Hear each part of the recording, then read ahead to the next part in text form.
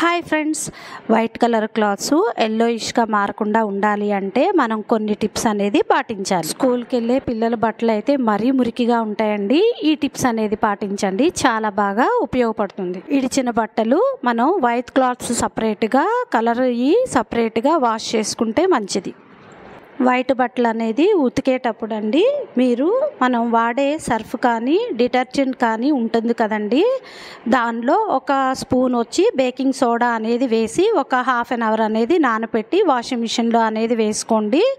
బట్టలు అనేది మురికి అనేది పట్టకుండా ఉంటుంది. వాషింగ్ మిషన్లో తెల్ల బట్టలు కలర్ బట్టలు రెండు కలిపి వేయాల్సి వచ్చినప్పుడు అండి, వానిష్ అనేది ఒక 2 స్పూన్లు వేయండి, సర్ఫ్ అనేది వేయండి. వేయడం వలన ఏంటంటే మనకి బట్టలు అనేది కలర్ అనేది మారకుండా బ్రైట్గా అనేది ఉంటుంది. ఉతికిన తెల్ల బట్టలకి మనం బ్లూ పెట్టేటప్పుడు ఆ బ్లూతో పాటు ఒక పించి బ్లీచ్ అనేది వాటర్లో కలపండి. బాగా షేక్ చేయండి, షేక్ చేసి పెట్టండి. బట్టలు అనేది తెల్లగా ఉంటాయి. బట్టలు రంగు మారకుండా ఉండాలంటే ఈ టిప్స్ అనేది పాటించండి. ఈ వీడియో కనుక నచ్చితే లైక్, షేర్, సబ్స్క్రైబ్ చేయండి ఫ్రెండ్స్.